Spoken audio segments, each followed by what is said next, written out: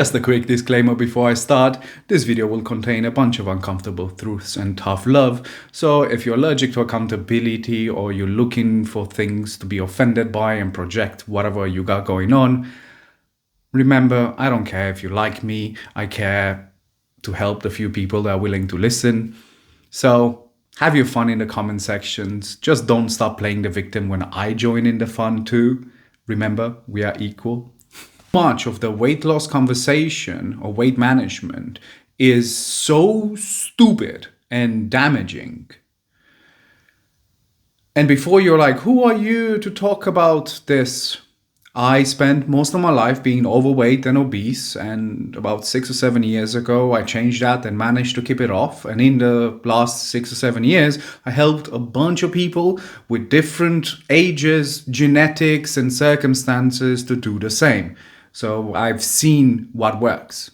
The one to start on is this idea that weight loss and all of this is about how you look, and you create it into this superficial endeavor. It's not how you look. It's how you feel, how your organs work, how your mind work, and everything else. And that affects every aspect of your life. How you look is a side effect or repercussion of a healthy body. And that's where people are like, oh, people respect me less if I'm obese. Yes, they do. You look matters. If you like it or not, it doesn't matter, because that is reality. So if you want to live in denial, have fun on your trip to Africa, but there's no amount of corporate woke propaganda that's going to change this very basic element of human nature and how our brain works.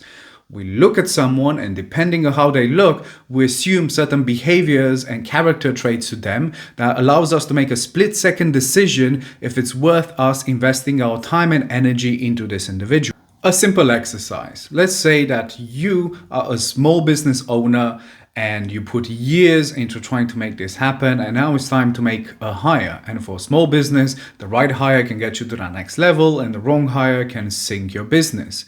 You have two identical candidates on paper, and I would expect that you want someone that is reliable and consistent and disciplined to hire, to hand your business to. And the only difference from these two applicants is that one of them is 400 pounds and one of them is in good physical shape.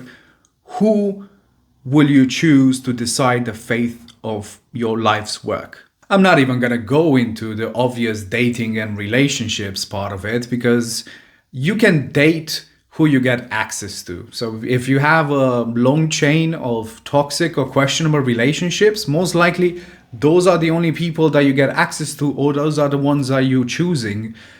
And that is problematic. This is something that I had to learn the hard way, because I thought that I'm going to die alone. It's just that my standards mentally didn't match with how desirable I was for people to even consider me as an option. And don't get me with the, oh, people should love you for your personality, not how you look.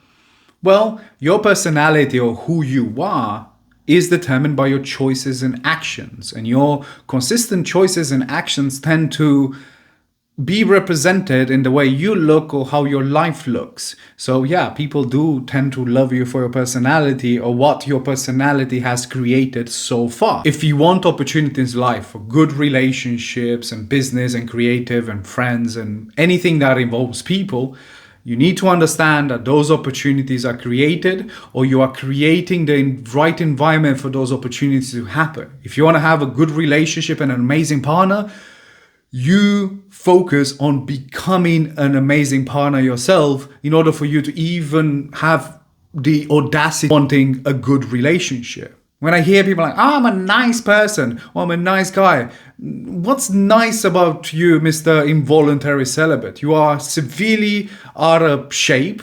You don't do anything outside of scrolling random things online and playing obscure video games. So you got nothing interesting to talk about. You haven't showered in 3 days and you haven't seen light. And we can see all of the random stuff that are growing on your face because of it.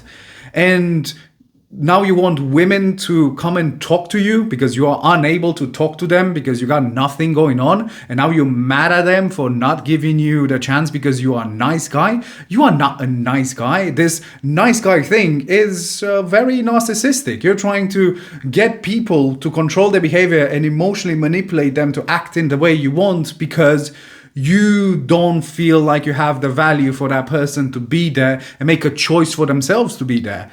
Stop trying to play the victim. Being a nice person is not worth anything unless you have the capability of not being nice and you choose to be nice. Back at the weight loss part. 1, diets and all of these things are stupid. And your coaches and people you see online that are trying to sell you a secret and all that, that's all a scam.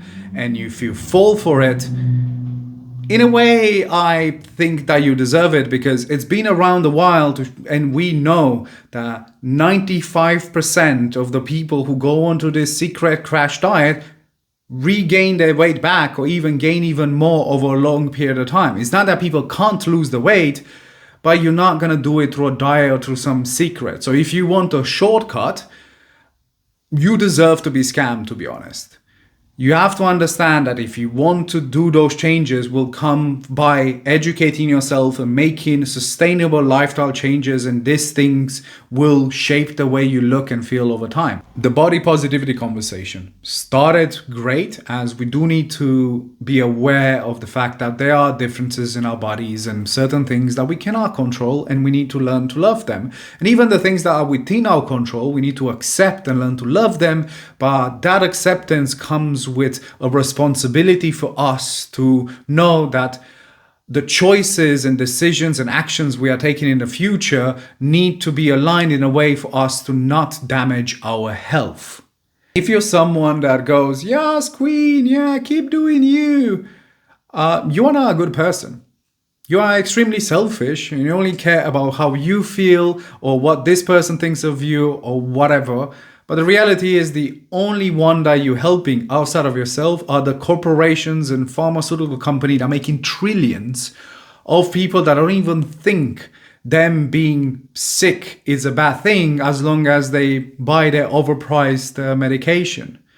So yes, better at least get a job at these corporations to get paid if you do all of this free work for them. The fat shaming conversation and the mental health element, because I know there's going to be some people like, oh my God, people are going to act. Yes, but for someone that's been there, I can tell you honestly that the shame and guilt was there without anyone mentioning any comment. And if someone made a comment, I would just project and use them as the target for my already existing anguish that my decisions were slowly killing me. And as someone who went through planning and acting and luckily survived to tell the story, my physical reality has played a very big role in it. Because now I know that fat cells, which you have a limited amount in your body, they get filled up when you start gaining weight. And when they get too full, they send a constant distress signal. And that internal scream in your body doesn't go away until you do something about it. And expecting for you to have good mental health while being severely overweight or obese is like expecting to have a very relaxed, chill life in a house that has a fire alarm going all the time. So yes, trying to say, oh, people, you're not going to have good mental health if you don't give yourself the right environment to have good mental health in the first place.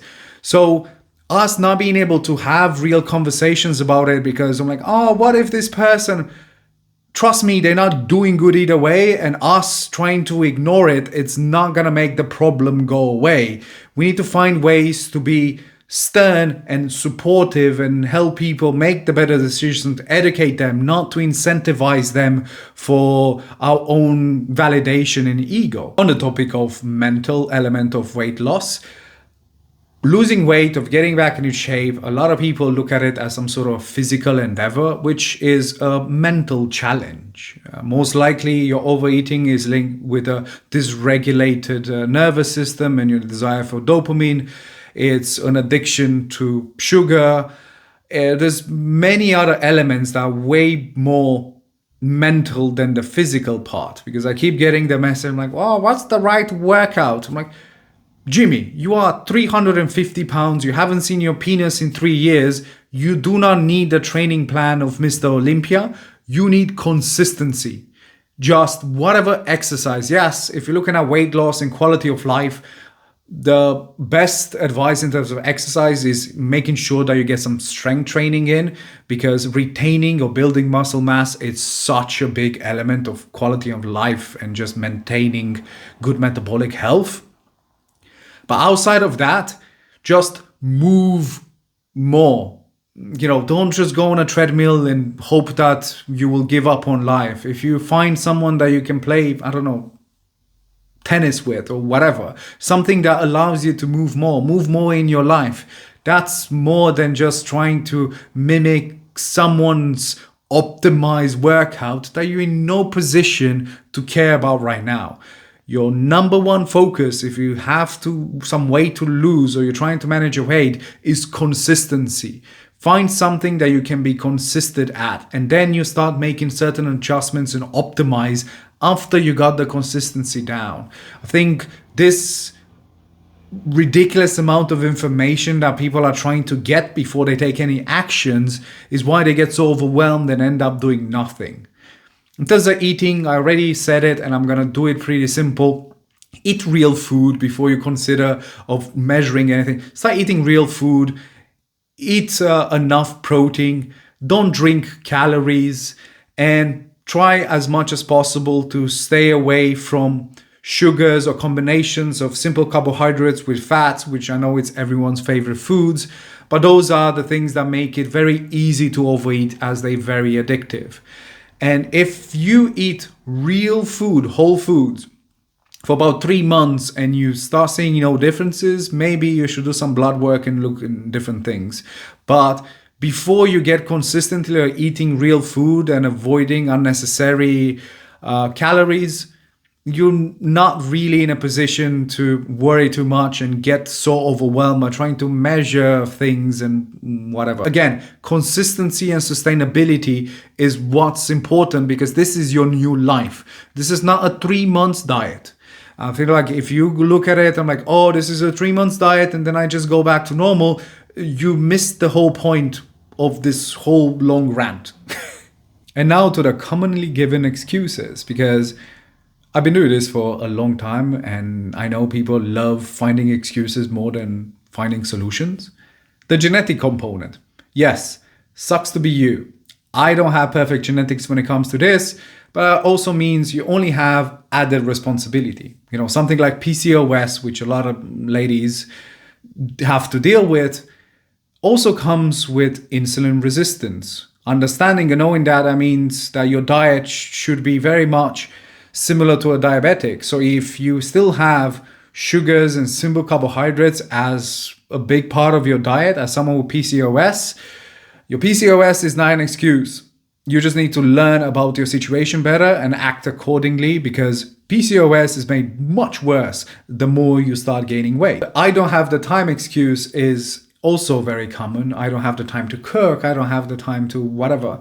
But you know how you know what's important to someone is what they prioritize and make time for. And if we're being honest, if I look at your device, if I look at your device use for social media or Netflix and all that, how many hours a week do you think I'm going to find in there? That might be some time you can use.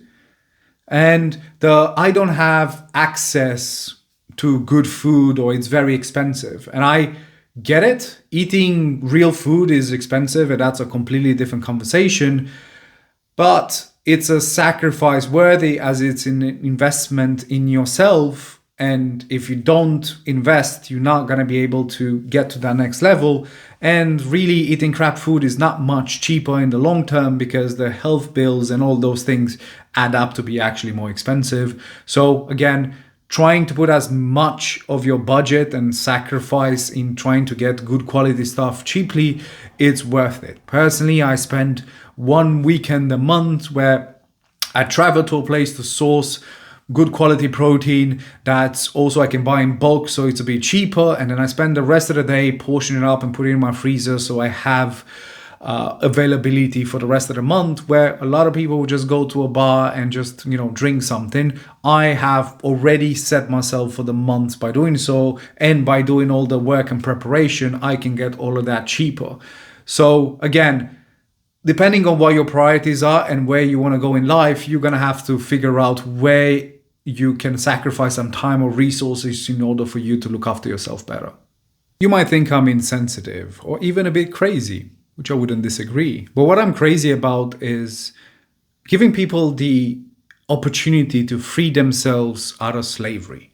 Because modern slavery is not about whips and chains. Modern slavery is this consumerist trap where you get attracted in with mouth pleasure and bright lights that validate you. And here you are, like a factory farmed animal with the sole purpose for other people to make profit off you. There's no way for you to achieve anything because all you do is consume what other people give you.